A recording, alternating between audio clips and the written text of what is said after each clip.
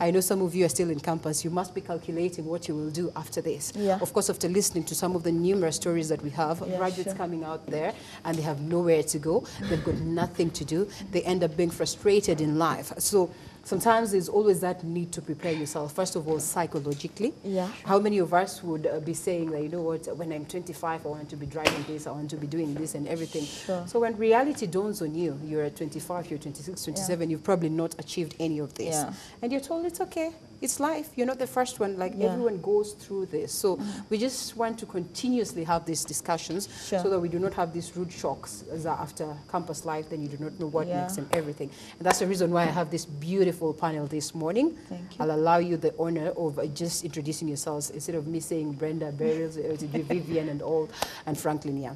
Yeah, I'm Vivian Minyite, a student at the same time I do business. Great. Business Man, lady. the 90-something babies, let me consider you the 90-something babies, or the late 80-something babies are very aggressive, by the way. Yeah, true. And that is, I think, the way to go. Yeah. And like back then, when you would get people in school and you told just focus in school, you cannot multitask. It has to be books and books and books, then you come out here frustrated. Some of you are taking up the challenge of doing these things, even when you're in school. It's such a good thing. Franklin. Yes.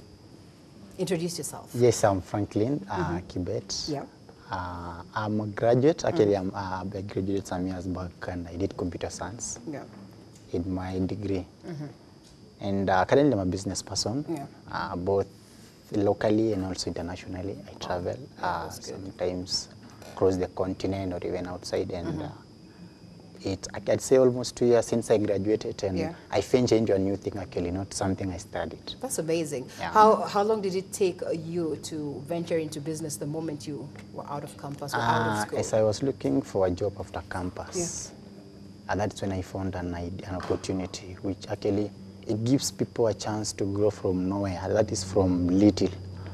And very low capital, but it has a lot of output in relation to the results. Do you agree? This way you're happy that yes, So you're even doing something that you I never never went to school to do, but you're happy. I never got a job, and I'm lucky that I never got. Because I'm very happy that, because the total freedom of time and the financial freedom that the business do give me, actually I don't think I could have that chance to get it from employment. Yes, we'll certainly be getting to hear from you on the kind of frustrations you get that period after school and you're not able to get a job.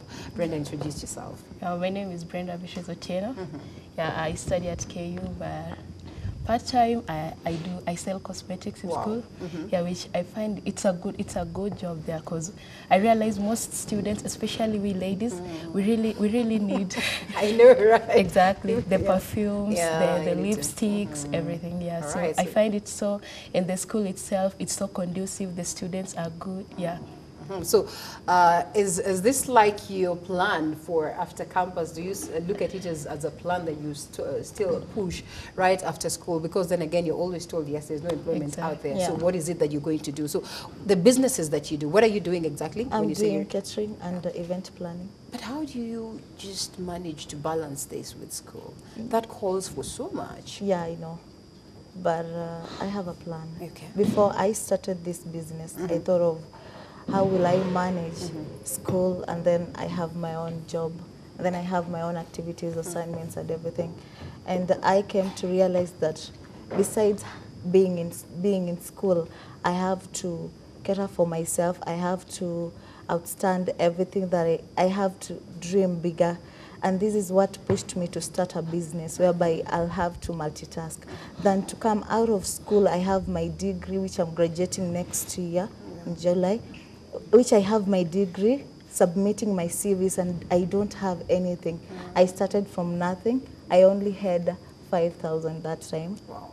And I thought of something that I can do. You know, where I live, it's kind of an estate. Yeah.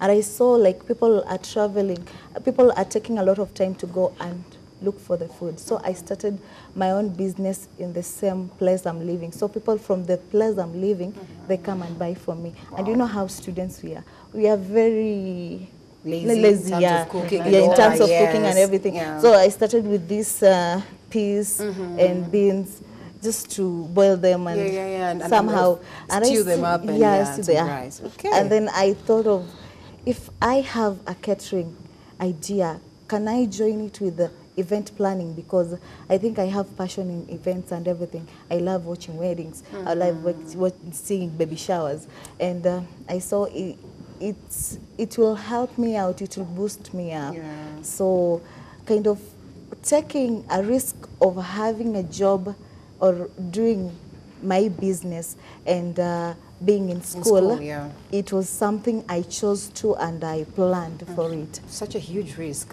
Franklin would say. Maybe at some point, maybe at that time you were in school, you never sort of thought of doing anything aside from that. Would you really advise someone to try and do something while they're still in school? Or maybe it should be squarely about focusing on matters education, then think about whatever business and anything else later? Yeah, exactly. I think majority of the people I work with, in fact, when I was outside there, I was in South China. I traveled with some students I'm working together with. Yeah. So majority of the people I work with in my business are students. Yeah, and they're doing very well. In fact, some drive to school. They've already achieved many things I met one the other day, just the other day, I think it was on Tuesday or Wednesday, who said, you know what, I quit school. I was like, why did you have to quit school? I am making money, and we all go to school because we want to make money.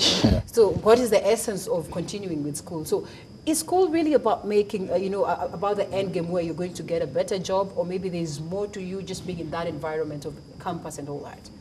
Brenda? To me, I would prefer having my degree. Having my degree is paramount. I need papers because the society today, without education, I don't think you don't earn any respect. But with your degree, you can have it. I'm taking English and literature. With my degree, I can have it, but then if I don't get to be a teacher, I can open a business, but at least I got my papers. If a job comes out somewhere with good paying, I can go get it. And the question that you asked him, balancing education and business, to me, I've tried it. It's so awesome because at times you may like school fees. You may use the cash you have even to pay your fee. Because there's a time it helped me out. I almost called off the semester, but since I had a business, it topped me up on paying the school fees. And balancing with the selling of cosmetics, it's much easier because you walk with them in bags. When you have breaks, you show ladies and they're like, the perfumers, sweet scenting. Of course, they'll fall for them and they'll have to buy them. So with the cosmetics, it's very simple and it's not tiresome. That's creative.